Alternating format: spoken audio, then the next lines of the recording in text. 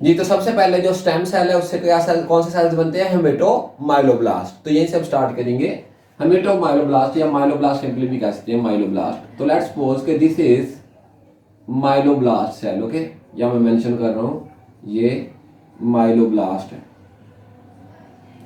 और माइलोब्लास्ट से अगर इंटरल्यूकिन 3, इंटरल्यूकिन 5 और एक ग्रेन्युलोसाइट कॉलोनी स्टिमुलेटिंग फैक्टर मौजूद हो, ओके।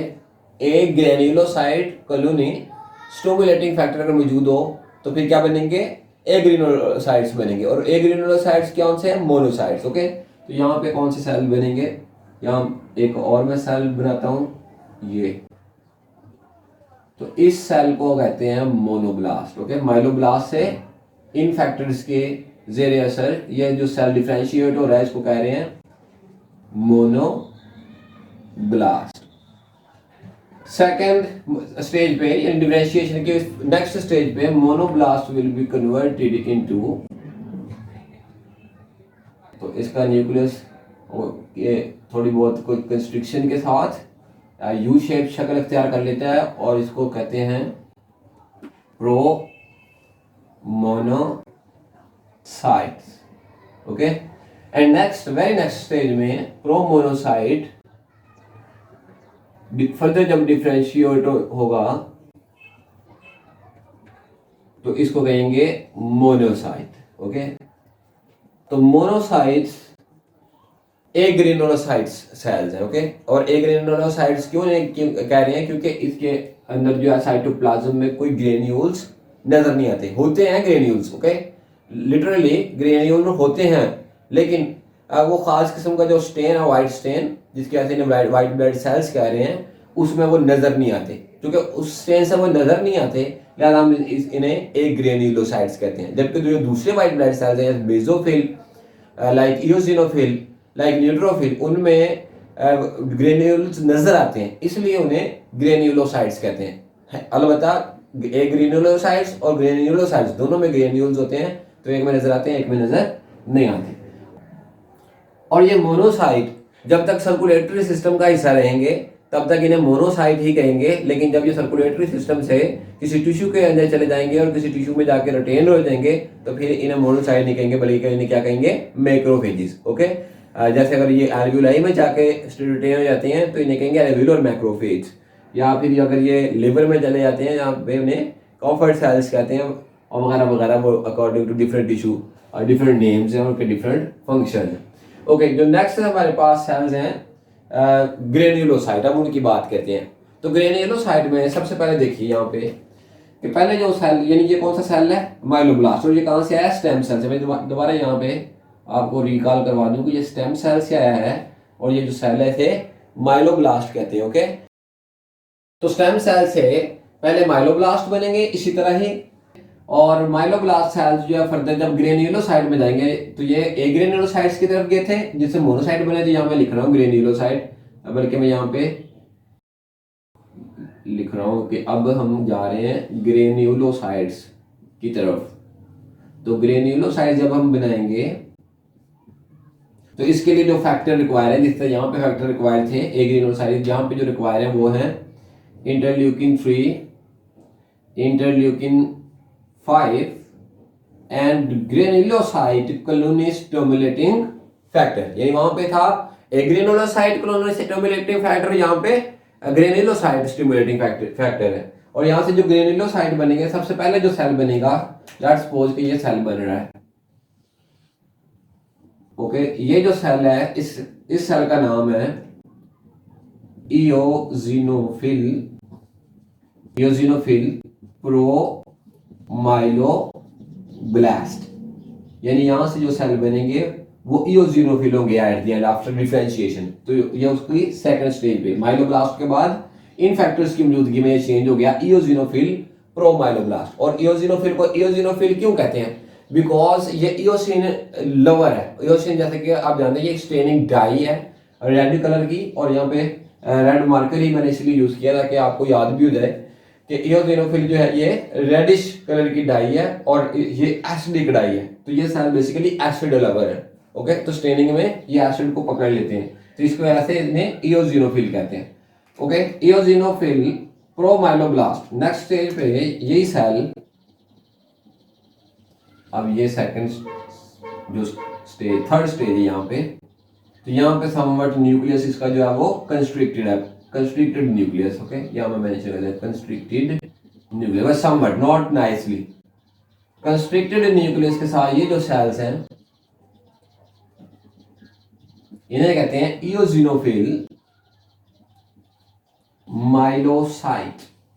ओके, इयोजिनोफिल माइलोसाइट। ओके, यहां देखिए, myeloblast, then eosinophil promyeloblast and then eosinophil myelocyte. Next stage पे जो कि इसकी फाइनल स्टेज है उसमें इसका न्यूक्लियस बाइलोब्ड होगा। Okay, just like the telephone, ऐसे समझ लें, या जैसे इसने ग्लासेस लगाए होते हैं। ओके, ऐसे। तीसरी किस्म के जो सेल्स हैं, तीसरी किस्म के जो ग्रेन्युलोसाइट्स हैं वो भी माइलोब्लास्ट से ही ओरिजिनेट होंगे। ओके, और यानी स्टेम सेल, देन माइलोब्लास्ट, और माइलोब्लास्ट के बाद जो तीसरी किस्म के सेल्स हैं मैं उनको ब्लैक यहाँ ड्रा कर रहा हूँ। लेट्स सपोज के ये जो सेल है ये अपनी सेकंड स्टेज पे है। ओके, तो सेकंड डिफरेंशिएटेड स्टेज पे उसी तरह से इसका जो नाम है, जैसे ये बेजोफिलिक प्रोमाइलोब्लास्ट है, ये इयोजिनोफिलिक प्रोमाइलोब्लास्ट है, तो ये neutrophilic promyeloblast. Okay, neutrophilic promyeloblast. Next third stage पे ये वाले जो व्हाइट ब्लड सेल्स हैं इनका न्यूक्लियस भी उसी तरह यू शेप कंस्ट्रिक्टेड हो जाएगा, और कंस्ट्रिक्टेड होकर ये जो सेल्स बनाएगा उसे कहेंगे न्यूट्रोफिलिक माइलोसाइट्स। और फाइनली आप मैच्योरेशन जो स्टेज है, आखिरी स्टेज पे इन सेल्स को यहाँ पे मैं ड्रा कर देता हूँ, इनका न्यूक्लियस जो है वो 3 लोब्ड हो जाता है। ओके, तो जस्ट लाइक इस तरह से इनका न्यूक्लियस है। ठीक है, और इन्हें कहते हैं यहाँ पे neutrophilic band cells, neutrophilic band cells. Okay, तो ये न्यूट्रोफिलिक बैंड सेल है। अब देखिए यहाँ हमने 2 किस्म के ग्रुप ऑफ सेल्स स्टडी किए हैं। सबसे पहले हमने कहा तमाम किस्म के जो ब्लड सेल्स हैं उन्हें हेमेटोपोइसिस कहते हैं, और हेमेटोपोइसिस कहाँ होती है? बोन्स में, लॉन्ग बोन्स में, रेड बोन मैरो से। देन हमने कहा कि हेमेटोपोइसिस में से तीन किस्म के प्रोसेस हैं। एक एरिथ्रोपोइसिस जो हमने डिस्कस किया पिछले लेक्चर में, फिर थ्रोम्बोपोइसिस भी लास्ट टाइम हमने लेक्चर डिस्कस कर लिया था, और आज हम कर रहे हैं ल्यूकोपोइसिस यानी formation of white blood cells from bone marrow. और स्टेम सेल से जो पहला सेल यहाँ से डिफरेंशिएट होकर आता है उसे हम कहते हैं माइलोब्लास्ट। और माइलोब्लास्ट में 2 किस्म के व्हाइट ब्लड सेल्स की हमने बात की, नंबर 1 ग्रेन्युलोसाइट, नंबर 2 ए ग्रेन्युलोसाइट। ग्रेन्युलोसाइट्स जो होते हैं उनके लिए जो फैक्टर रिक्वायर है, जो डिफरेंशिएशन स्टार्ट करेंगे, interleukin 3, interleukin 5 and granulocyte colony stimulating factor. जबकि जो ए ग्रेन्युलोसाइट है उसके लिए जो फैक्टर रिक्वायर है वो agranulocyte colony stimulating factor, interleukin 3 and interleukin 5। तो ये हमने उनकी स्टेजेस देखी। अब देखिए कि what is the difference between granulocyte and agranulocyte. Granulocytes को इसलिए ग्रेन्युलोसाइट्स कहते हैं कि इनके अंदर खास किस्म के ग्रेन्यूल्स होते हैं, किसी खास डाई से स्टेन करने के बाद जो है वो माइक्रोस्कोप में विजिबल हो जाते हैं। लेकिन जो ए ग्रेन्युलोसाइट्स होते हैं जस्ट लाइक द मोनोसाइट, इनमें ये ग्रेन्युलोसाइट्स तो होते हैं लेकिन किसी स्टेन से ये विजिबल नहीं होते अंडर माइक्रोस्कोप। ओके, जिसकी वजह से इन्हें ए ग्रेन्युलोसाइट्स कहते हैं। इसी तरह इसके अंदर ग्रेन्यूल्स हैं। ओके, और इसी तरह ब्लू कलर में इसके अंदर भी ग्रेन्यूल्स हैं। ओके, एक चीज और बतानी है आपको, बेजोफिल को बेजोफिल क्यों कहते हैं? बेजोफिल को बेस लविंग, बेसिकली ये लफ्ज जो है बेजोफिलिक बेस लविंग है। तो ये जो मिथाइलिन ब्लू डाई है उसके साथ स्टेन करने से ये स्टेन हो जाते हैं, जिसकी वजह से इसको बेजोफिलिक बैंड सेल्स कहते हैं। ये वाले सेल जो इयोजिनोफिलिक बैंड सेल्स हैं इन्हें इयोजिनोफिल क्यों कहते हैं? क्योंकि ये इयोसिन जो रेड कलर की डाई है उसके साथ जब इसको स्टेन करते हैं तो डाई को रिटेन कर लेते हैं, इसलिए इन्हें इयोजिनोफिल्स कहते हैं। जबकि जो न्यूट्रोफिल हैं ये दोनों डाई यानी बेस यानी कुछ इसके जो ग्रेन्यूल्स हैं वो ब्लू कलर में, जो कि बेस लविंग की वजह से जो बेस डाई है उसको उस स्टेन को ये अपने रिटेन कर जाएंगे, और जो सेकंड है ये रेड यानी इओसिन जो डाई है उसको भी ये रिटेन करने की सलाहियत रखते हैं, और चूंकि ये दोनों स्टेन को रिटेन कर लेते हैं और ये इसलिए इन्हें कहते हैं न्यूट्रल है। ओके, समवर्ट न्यूट्रल, इसलिए इन्हें कहते हैं न्यूट्रोफिलिक। ओके, तो इनकी जो स्टेनिंग के बाद जब इनको देखा जाएगा माइक्रोस्कोप में तो ये लाइट पिंक कलर में नजर आते हैं, very nice pink colour. Okay,